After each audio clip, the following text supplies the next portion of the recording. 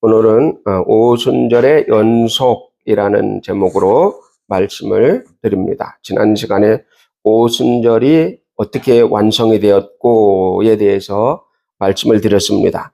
그 완성된 오순절이 지금도 계속해서 연속되어 간다. 어떻게 연속이 되어 가는지 그거에 대해서 말씀을 드릴 때에 성령의 연속성, 성령의 능력이 저와 여러분들에게 임재하기를 예수님의 이름으로 축복합니다. 예수님은 성령 받음에 대해서 수없이 강조를 하셨습니다. 왜 그렇게 성령 받음에 대해서 강조를 하셨을까? 그런데 그에 비해서 우리는 너무 많이 성령에 대해서 소홀히 대하고 있는 모습을 볼 수가 있습니다. 그리고 지금의 크리스찬들이 성령 받음을 전혀 인식을 못하고 있어요. 그리고 목사님들도 마찬가지고. 그런데 주님은 성경 속에 보니까 성령의 오심에 대해서 굉장히 강조를 하고 있습니다. 그것은 뭐냐? 바로 성령의 오심이 우리의 신앙에 그만큼 필요하기 때문에 강조하시는 모습을 볼 수가 있는 겁니다. 요한복음 20장 22절에도 말씀하셨고 성령을 받으라 말씀하셨고, 요한복음 15장 26절에도 말씀하셨고, 요한복음 16장 13절, 또 7절, 사도행전 2장 17절 계속 성령의 받음에 대해서 말씀하는 모습을 볼 수가 있습니다. 왜 그러느냐? 성령이 오시면 예수의 생애가 우리 속에 들어오고, 예수의 생애가 우리 속에 들어오면 우리가 예수의 생애를 계속해서 뒤를 주님의 제자가 되어서 계속해서 계승해 나가기 때문에 그럴 수 있는 겁니다. 그래서 예수님께서 우리에게 성령 받으심에 대해서 그렇게 말씀을 하시는 것입니다. 예수님은 하늘로 올라가셨지만 예수님의 사역은 계속되어야 됩니다. 그래서 성령과 예수 사역은 뗄래야 뗄 수가 없습니다. 우리는 성령의 사역이 다르고 예수님의 사역이 다르다 이렇게 생각을 하겠지만 아닙니다. 성령이 오시면 예수님의 사역을 계속해서 계승해 나가라 라는 그러한 언질입니다. 그래서 예수님은 예수 생애를 성령 안에다가 모두 놓아 두셨습니다. 모두 그 안에 넣어 두셔서 성령을 받아서 그 예수 생애를, 예수님의 생애를 우리의 몸을 통해서 다시 드러내라는 겁니다. 그래서 우리는 성령님은 우리 안에 계시고 그 성령님의 역사를 어떻게, 예수님의 역사를 어떻게 나타내느냐? 내 몸을 통해서, 내 목소리를 통해서 또다시 계승해 나가고 또다시 그것을 이어나갈 수 있도록 해주신 것입니다. 그래서 성령이 너희에게 오시는 것이 내가 하늘로 올라가는 것이 너희에게 유익이다. 왜 그러느냐? 성령님이 오시기 때문에 그렇다라는 겁니다. 그래서 성령님이 오시면 우리가 예수님의 일을 계승하게 되고 그 예수님의 사역을 2000년 전서부터 지금까지 계속해서 계승해 나갈 수 있는 겁니다. 그래서 성령이 없이는 예수님의 일을 계승해 나갈 수가 없어요. 사역을 계승해 나갈 수가 없다는 거죠. 왜냐하면 그의 영이 우리 속에 들어와야 그의 정신이 나타나고 그의 능력이 나타나고 그 성령의 역사를 행할 수 있기 때문에 그런 것입니다. 그래서 사역은 일이라고 하는데 이 사역, 그 하나님의 사역이 뭐냐? 하나님의 일이 뭐냐? 봤을 때 바로 전도하는 것, 복음 전파하는 것, 바로 그것이 하나님의 일입니다. 그래서 성령이 임하시면 너희가 예수의 증인이 될 것이다. 그렇게 말합니다. 그래서 우리는 성령을 받고 나서 예수의 증인이 될 수 있는 겁니다. 그러면 성령을 받지 못한 상태에서는 예수의 증인이 될 수 없느냐? 예수의 증인이 될 수 없습니다. 전도는 할 수 있습니다. 전파는 할 수 있어요. 그러나 예수로 말미암아 예수를 증거해야 되는데 증거가 안 된다 이 말이야. 증거를 어떻게 하느냐? 성령으로 증거를 할 수 있기 때문에 그렇습니다. 그래서 주님도 주님의 제자들에게 말씀하시기를 뭐라고 말씀하시느냐? 성령이 오시기 전까지는 너희는 예루살렘에 머물러라 그렇게 말씀을 하십니다. 성령이 오시기 전까지는 예루살렘에 머물러 있다가 성령이 임하시면 8절에 보면 성령이 임하시면 너희가 권능을 받고 나면 예루살렘과 유대와 사마리아와 땅끝까지 이르러서 가라 내 증인이 될 것이다. 그렇게 말씀을 하고 있습니다. 그러므로 우리는 성령 받음을 간과해서는 안 됩니다. 성령이 오셔야만 예수 증인이 될 수 있고 예수 증인으로서 땅끝까지 갈 수 있기 때문에 그렇습니다. 그러면 첫 번째, 성령이 임하시면 하시는 일. 다 같이 성령이 임하시면 하시는 일. 성령이 임하시면 하시는 일이 있는데 무슨 일을 하시느냐? 성령께서 오시면 제일 먼저 예수를 전하게 합니다. 그 전에는 그냥 교회를 다니면서 이렇게 할 수 있어요. 그러나 성령이 임하시면 성령께서 내 안에서 예수를 증거하는 일을 하게 하십니다. 내 안에 불덩어리처럼 막 뜨겁게 나를 막 달구어서 예수를 전하게 하고 예수를 믿도록 다른 사람들에게 계속 전파하는 일을 한다는 겁니다. 왜냐하면 성령을 받고 나면 영혼의 비참함을 외면할 수가 없습니다.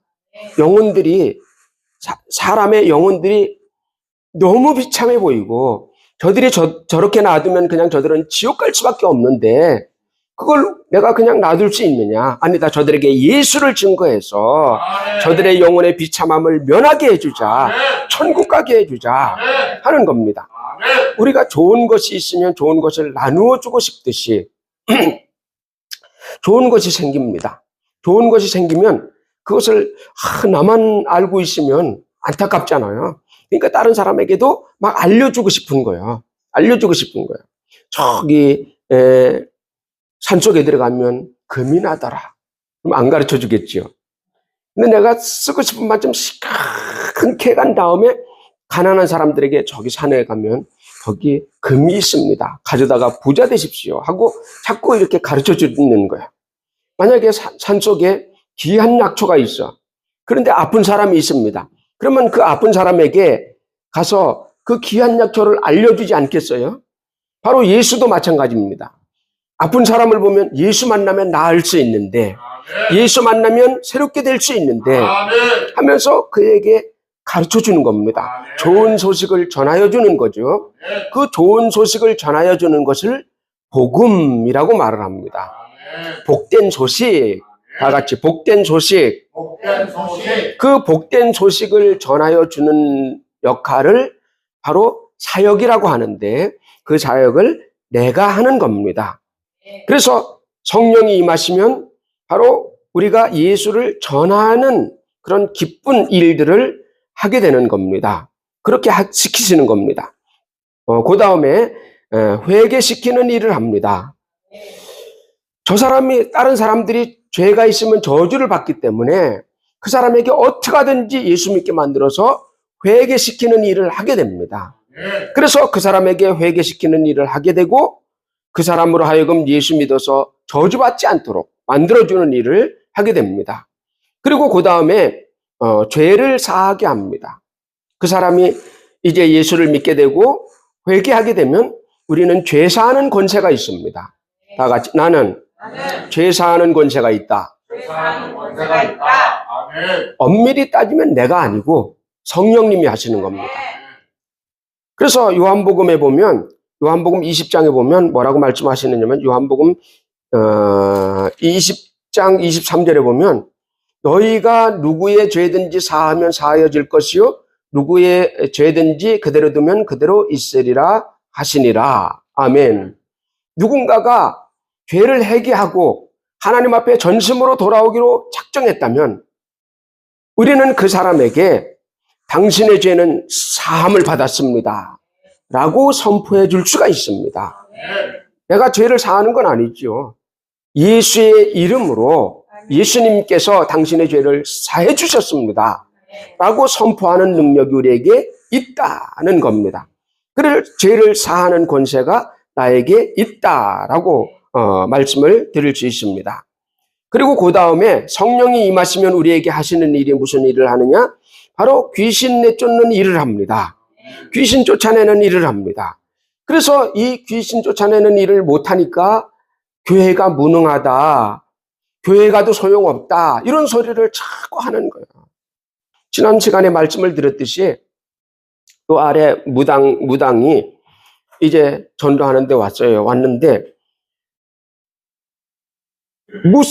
여러 가지 일을 해봤다는 거예요. 절에도 가봤고 또 용하다는 사람에게도 가봤고 큰 교회 목사님에게도 가봤다는 거야. 그리고 유명한 기도원에도 가봤다는 거야. 그런데 이것을 해결해 줄 수가 없다. 뭐냐? 신병에 들렸는데 귀신이 그 사람 몸에 들어와서 몸을 아프게 하는 거예요. 그냥 아무 이상도 없어. 병원에 가도 이상이 없어. 근데 몸은 아파. 견딜 수 없어. 그래서 그것을 해결받기 위해서 절에도 찾아가 보고 막 목사님을 만나보고 별 짓을 다 해본 거예요. 그런데 안 되더라. 그래서 아니 교회 오면 고칠 수 있어요. 그랬더니 아니 큰 교회도 가봤어요. 큰 교회 가서 큰 목사님도 만나봤어요. 아니 큰 목사님 아니고 새희망교회 오면 고칠 수 있어요. 아니 큰 교회 목사님이 못했는데 조그만 교회 목사님이 뭘 한다는 거냐 이 말이야. 그래서 새희망교회 오면 새 삶을 얻을 수 있습니다. 귀신을 내쫓아 줄 수 있습니다. 그건 귀신의 일입니다. 알지요? 그래 알아요. 근데 그 귀신이 큰 교회 목사님이 기도해 줬는데도 안 나간다는 거야.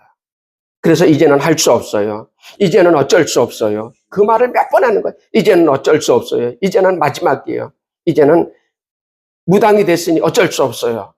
이제 내림굿까지 했으니 자기는 어쩔 수 없다는 거예요. 아니라고. 막 우리가 이제 옆에서 막 한 3명이 아닙니다. 됩니다. 막 이렇게 이제 막 해도 아니에요. 어쩔 수 없어요. 막 그러면서 도망가. 신이 제대로 내릴지 모르겠어요. 이제 기도하고 있으니까 거기를 향해서 이제 기도하고 있으니까 신이 내릴 수 있을지 아니면 점을 칠 수 있을지 모르겠어요. 내가 기도할 때마다 예수 이름으로 예수의 피해 귀신은 떠나갈지어다 하니까 이제 자리를 잘못 잡았어 걔네들이. 잘못 잡았어. 그래서 성령이 임하시면 하시는 일이 바로 귀신을 쫓아낸다는 겁니다. 왜냐하면 성령님은 거룩한 영이시기 때문에 귀신을 쫓아냅니다. 그리고 건강해지고 형통해지고 부유해진다. 어떤 사람은 보니까 막 일생을 막 교통사고에 시달리는 사람이 있어요.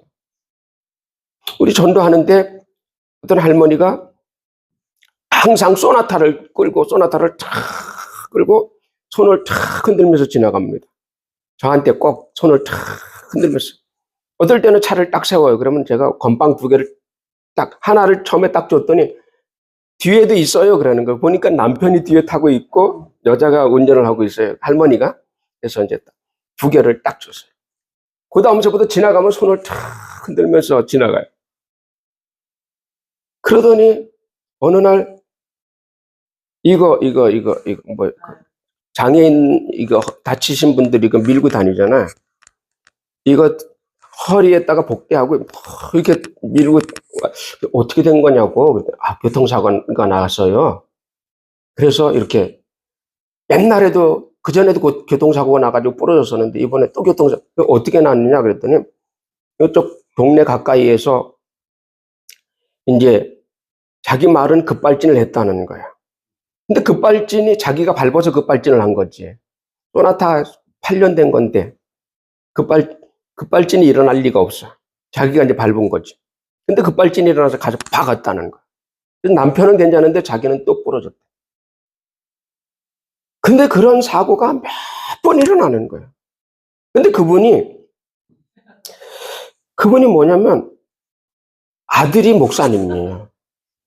저 대전에서 목회를 해요. 그래서 그 소나타를 끌고 새벽 4시에 주일날이면 새벽 4시에 여기서 출발을 해서 대전 가서 예배를 드린다는 거야. 이 예배 끝나면 올라오고 그걸 20년을 했대요. 20년. 아들이 거기 20 몇 년, 한 25년 정도, 27년 정도 그 아들이 이제 그 대전에 개척을 해서 이제 하는데, 그러니까 이제 여기서부터 대전까지 가는 거야. 막. 근데 사고는 계속 나는 거야. 이렇게 다니더니 또 한동안 안 보여. 그래서 어저께 왔어요. 그래서 앉아서 이렇게 이제 그냥 이제 이거 띄고서 왔는데, 또 넘어져가지고 또 다쳤대. 계속 사고 나고 부러지고 다치고 계속 그래. 그래서 내가 목사님 엄마만 아니면 내가 이야기해 줄 텐데, 목사님 엄마니까 내가 얘기해 줄 필요가 없어. 왜냐면 얘기해도 거부할 테니까. 내 아들이 목사요! 이렇게 할 테니까. 그렇잖아요. 자기 아들이 더 낫지 내가 더 낫겠어요? 그렇잖아요. 근데 그 원인이 뭐냐? 귀신 역사다. 목사 어머니도 상관없어. 귀신은 아무나 건드려. 목사도 건드려. 다 건드려. 그래서 우리는 뭘 가지고 있어야 되느냐? 예수의 피를 가지고 있어야 된다. 성령을 가지고 있어야 된다. 여러분, 선교지에 가면 귀신 역사 굉장히 셉니다. 저 예수 모르는 지역으로 가면 굉장히 셉니다. 우리나라는 귀신이 닳고 닳았어요. 그래서 이렇게 가면 알아서 피해, 알아서 도망가. 그런데 저 선교 지역은 딱 가면 걔네들이 먼저 방어를 딱 합니다. 그래서 약하면 막 다치고 막 깨지고 난리가 나는 거예요. 막 배탈 나고 막 난리가 나는 겁니다. 그래서 그곳에 갈 때는 기도로 무장하고 성령으로 무장해서 가서 깨트려야 될 거 아니에요. 간 날부터 머리가 아파가지고 뒤집어 쓰고 앉아있어. 그러면 선교는 무슨 선교야? 그렇게 된 사람들이 얼마나 많아요.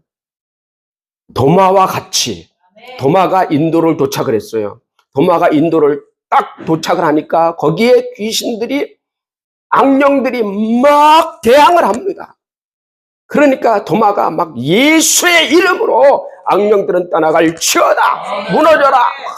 그러니까 이 사단이 막 천둥과 번개 소리를 내면서 그냥 팍 떠나가더라. 그런 기록이 있어요.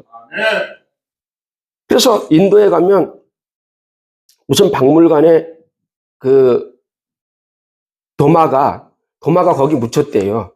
그 도마에서 못 돌아오고 도마가 거기서 인도에서 이제 죽었대요. 그래서 거기 이제 박물관에다가 이제 시신을 놨는데 다 썩었는데 요것만 안 썩었대요. 요 손가락만 안 썩었대요. 그래서 뭐 이렇게 있다든가 있대요. 손가락만 이렇게, 그게 석화가 돼서 남아 있대요. 그래서 부흥 강사가 거기 가가지고 좀 한번 보자. 그 관리인 보고 한번 보자 그랬더니 관리인이 안 된다고. 그래서 우리나라 사람들이 잘하는 게 돈 꺼내서 주는 거잖아요. 돈 한번 봅시다. 그랬더니 이리 오시오. 딱 바꾸서 이제 돈의 힘이 이제 세. 가서 이제 몰래 이제 보여줘요. 그랬더니 여기가 이제 손가락이 이렇게 있는데 석화가 되니까 돌이 돼서 있는 거예요. 그래서 그걸 만지고 부흥사 목사님이 내가 그거 만진 손이야. 이 손으로 안수하면 능력이 개코나. 성령 받아야 능력 있지. 무슨 그거 만졌다고 능력이 있어. 그것처럼 우리는 이 해외에 나가도 선교지에 가서도 갈 때 성령 받아서 가야 된다. 성령의 능력이 입혀져야 된다. 오늘 여기 그랬잖아요. 8절에 보면 오직 성령이 너에게 임하시면 너희가 권능을 받고 예루살렘과 유대와 사마리아와 땅끝까지 가서 내 증인이 되리라. 그렇게 했잖아요. 그러니까 성령이 임하시기 전에는 너희는 떠나지 말아라 이거야. 예루살렘을 떠나지 말아라. 받고 나거든 떠나라. 자, 4절에 한번 보세요. 4절에 보면 사도와 함께 모이사 그들에게 분부하여 이르시되 예루살렘을 떠나지 말고 내게서 들은 바 아버지께서 약속하신 것을 기다리라. 기다려라. 기다려서 그분 성령님이 오시면 땅끝까지 가라는 거예요. 땅끝까지 가라는 거예요. 그러므로 성령님이 오시면 우리로 하여금 이러한 능력을, 권능을 입혀주시고 그 입혀주신 권능을 통해서 땅끝까지 복음을 전하게 하신다라는 겁니다. 두 번째, 성령이 나에게 하시는 일. 다 같이 성령이 나에게 하시는 일. 성령께서 나에게 하시는 일은 뭐냐면 바로 영의 세계로 입문을 하게 해줍니다. 하나님은 영이십니다. 귀신도 영입니다. 마귀도 영입니다.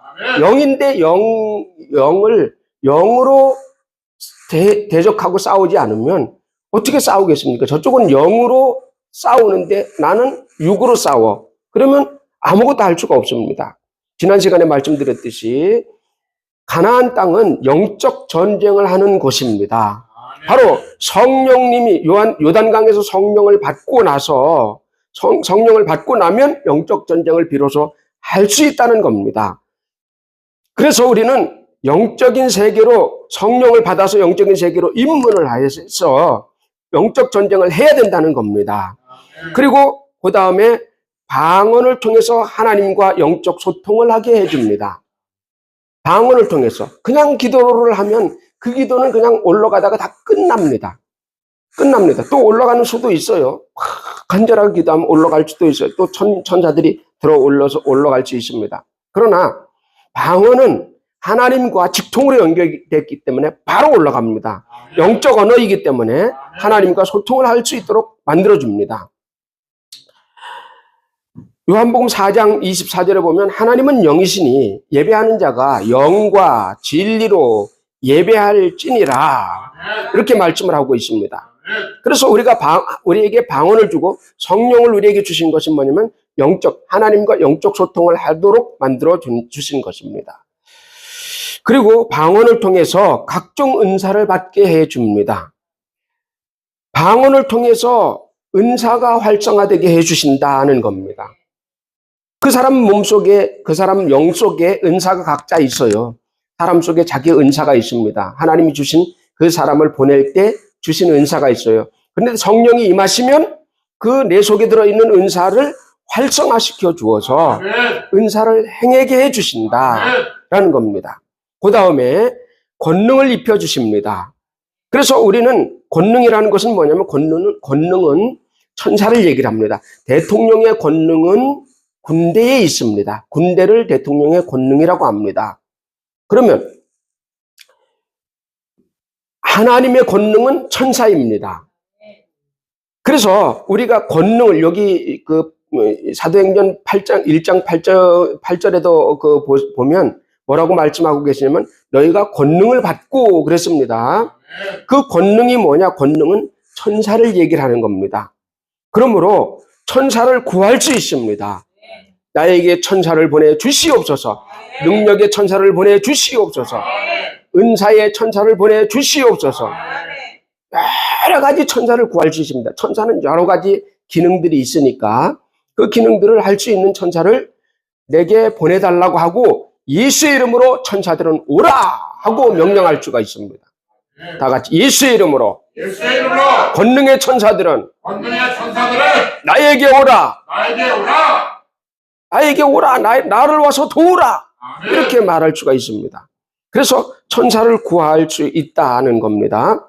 그럼 성령이 없으면 천사가 와서 도울 수가 없어요. 왜냐하면 성령이 계셔야 천사들이 와서 우리를 그 명령에 순종하고 움직일 수 있는데 그렇지 않으면 우리를 도울 수가 없다는 거죠. 자, 그리고 그 다음에 나를 보호하는 전신갑주를 입혀주십니다. 성령이 임하시면 나를 보호하는 전신갑주, 갑옷을 입혀주신다 그 말이에요. 영적인 갑옷을 입혀주시는데 에베소서 6장 16절에 보면 그러므로 한번 찾아보죠. 에베소서 6장 13절. 에베소서 6장 13절.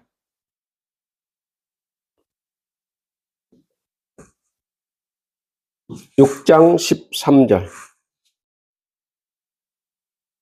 읽어봅니다. 그러므로 시작. 하나님의 전신갑주를 취하라. 이는 악한 날에 너희가 능히 대적하고 모든 일을 행한 후에 서기 위함이라. 아멘. 그러므로 하나님의 전신갑주를 취하라. 그 갑주를 어떻게 취하느냐? 그것은 바로 성령으로 취하게 되는 겁니다. 그래서 악한 날에 너희가 마귀를 대적하고 모든 일을 행한 후에 자기 스스로 서기 위함이다. 서기 위함이다. 무슨 갑주를 취하느냐? 진리의 허리띠, 의의 흉배, 의의 호심경, 그리고 평안의 복음의 신발, 그리고 믿음의 방패, 그리고 구원의 투구, 그리고 성령의 검으로 무장하게 만들어 준다는 거예요. 성령으로 무장하게 되는 겁니다. 성령을 받고 우리가 기도하면 이렇게 무장을 하게 되는 것입니다. 다 처음부터 다 무장되는 건 아니에요. 뭐 복음의 신발을 신는다라고 했을 때 복음의 신발을 신을 복음을 알아야 복음의 신발을 신지. 복음을 알아야 되잖아요. 그리고 믿음의 방패를 가진다. 믿음이 있어야 방패가 서는 거 아니에요. 그마침 믿음을 가질 수 있도록 도와주신다는 거죠. 자, 그리고 그 다음에 비전을 주십니다. 다 같이 비전을 주십니다. 곧 뭐냐면 꿈을 꾸게 한다 그런 말입니다. 꿈을 꾸게 한다. 사도행전 2장 17절에 보면 하나님이 말씀하시기를 말세에 내가 내 영을 모든 육체에 부어주리니 너희 자녀들은 예언할 것이요 너희 젊은이들은 환상을 보고 너희 늙은이들은 꿈을 꾸리라. 이렇게 말씀을 하고 있습니다. 곧 어린이들은 예언을 한다. 미래에 대해서 말한다는 거예요. 미래에 대해서 말한다. 학생들이 학교에서 교정에서 각자 자기의 꿈을 이야기를 하면 난 이런 사람이 될 거야. 난 이렇게 살 거야. 자기의 꿈을 이야기하듯이 바로 어린이들은 미래에 대해서 말을 하고 꿈을 가진다라는 겁니다. 젊은이들은 환상을 가진다. 환상을 본다. 뭐냐? 그 환상이 뭐냐? 꿈과 비전입니다. 젊은이들도 꿈과 비전을 가지고 세계를 나가는 꿈과 비전을 가지고 이렇게 하는 겁니다. 그런 것들을 가지게 되는 거예요. 그리고 늙은이들은 꿈을 꿀 것이다. 그렇게 말씀을 하고 있는데 무슨 말이냐면 나이가 들어도 나는 끝났어. 이렇게 생각을 안 하고 나이가 들어도 나이가 무슨 상관이냐. 나는 꿈이 있다. 나는 비전이 있다. 어떤 분은 그런 분도 있어요. 나이가 90세인데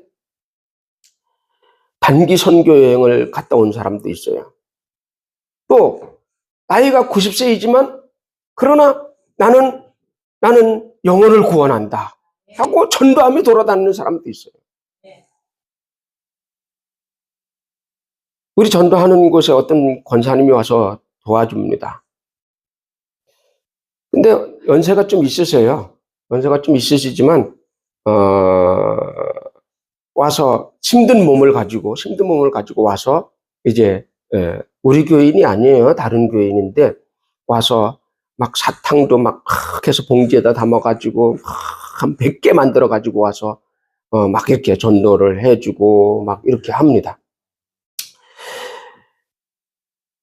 그 사람은 자기 속에 꿈이 있는 거야. 나는 나이가 들었어도 나는 전도한다. 나는 천국의 꿈을 가진다. 우리는 그런 꿈을 가져야 됩니다. 늙었어도 꿈을 꾸는 사람은 늙은 사람이 아닙니다. 젊은 사람입니다. 꿈이 없는 사람이 늙은 사람이 젊지만 늙은 사람이죠. 꿈을 가져라. 꿈을 가지시기를 주님의 이름으로 축원합니다. 그래서 여기서 하시는 말씀이 그 말씀이에요. 어린이도 예언할 것이고 젊은이도 환상을 보고 비전을 가지게 될 것이고 늙은이도 비전을 가지고 꿈을 가지게 될 것이다 라는 겁니다. 세 번째, 오순절의 연속. 다 같이 오순절의 연속. 지난주에 말씀드렸듯이 오순절은 추수하는 절기를 말합니다. 추수하는 절기. 성령을 받은 제자들은 나가서 전도했습니다. 추수는 전 세계적으로 일어났습니다. 얼마나 그 추수가 강력한 바람이 불어서 일어났는지 유대와 사마리아와 시리아, 터키, 유럽 중앙아시아, 아프리카, 인도까지 그 복음이 확산이 됩니다. 어마어마하게 확산이 됩니다. 주님의 제자들이 죽을 때 어디서 대체로 많이 죽었느냐면 로마에 가서 많이 죽었습니다. 그것은 뭐냐면 주님의 제자들이 처음에는 잘 몰랐어요. 처음에 막 성령을 받고 막 복음을 들고 나갈 때는 이스라엘 복음 시켜야 된다 막 이러다가 나중에는 주님이 여기 사도행전에 하신 말씀, 마지막 천국으로 올라가시면서 하신 말씀이 성령을 받으면 너희가 권능을 받고 예루살렘에서 복음을 전파하다가 유대에서 전파하다가 사마리아에서 전파하다가, 사마리아는 이스라엘입니다. 사마리아에서 전파하다가 그 다음에 땅끝까지 가라고 했다. 땅끝까지 가야 되는구나 하고 로마까지 간 거예요. 그래서 거기서 제자들이 많이 죽었습니다. 그러면 그때 당시에 어마어마한 복음의 성과가 있었어요. 예수님 제자들이 살아있던 시절 때 그때 이미 유럽의 복음이 전파되었고 터키의 복음이 다 전파되었습니다. 한 40년, 50년 사이에. 그리고 그것이 중앙아시아까지 퍼져나가고 이집트와 리비아와 에티오피아 이런 곳. 이 아프리카는요, 옛날에 예수님 제자 시절 때는 이미 거기에 복음이 다 전파됐던 곳입니다. 아프리카에. 근데 중간에 이제 자꾸 이렇게 무너지면서 지금 다시 전파하는 거예요. 다시 가는 겁니다. 그렇다는 것은 얼마나 그 복음의 속도가 어마어마한가를 알 수 있죠. 그것이 얼마나 엄청났으면 로마에 313년이 되었을 때 예수님이 이제 부활하시고 313년 되었을 때에 콘스탄틴 황제가 기독교를 등에 업고 로마의 황제가 됩니다. 그렇다면 그 기독교의 세력이 얼마나 센지 알겠죠. 그전 처음에는 막 핍박했어요. 바울이 죽을 때까지는 핍박을 받아서 막 목 잘려 죽고 막 그랬습니다. 그러나 313년이 돼서 이제 콘스탄틴이 거기서 기독교 세력을 등에 업고 로마의 황제가 되었다는 것은 로마가 기독교 국가가 되었다는 겁니다. 공식적으로 기독교 국가로 선포를 했습니다. 그러니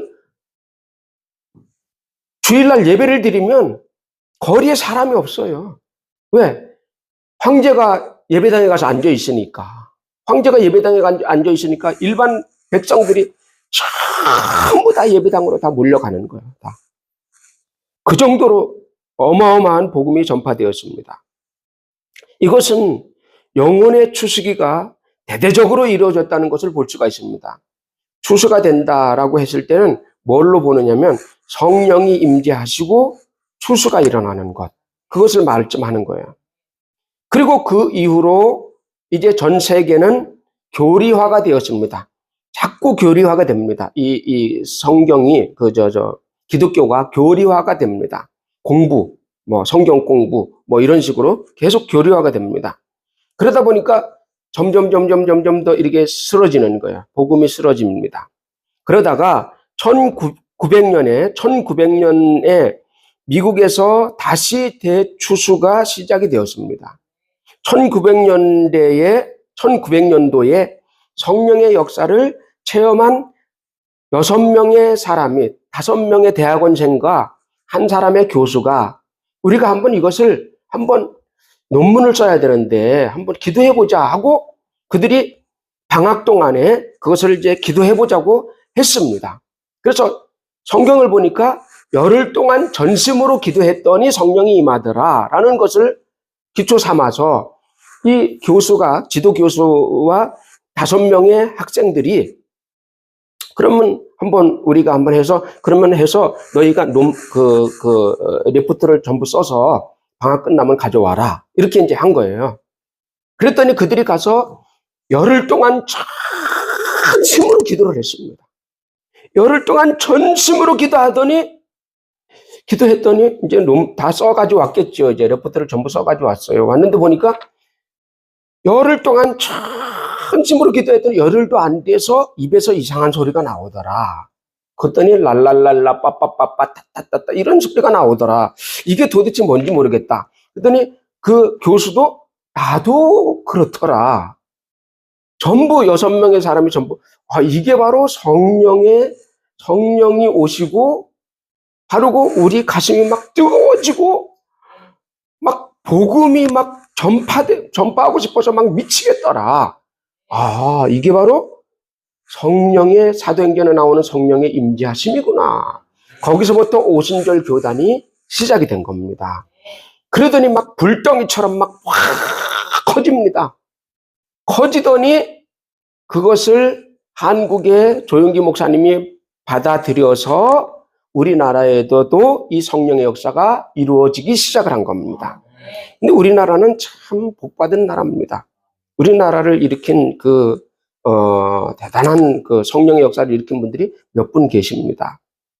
그 몇 분 되시는 분들이 뭐 이성공 목사님이라든지 김육두 목사님이라든지 여러분들이 계십니다. 이 외에도 뭐 몇 분 더 계시지만 이런 분들이 계십니다.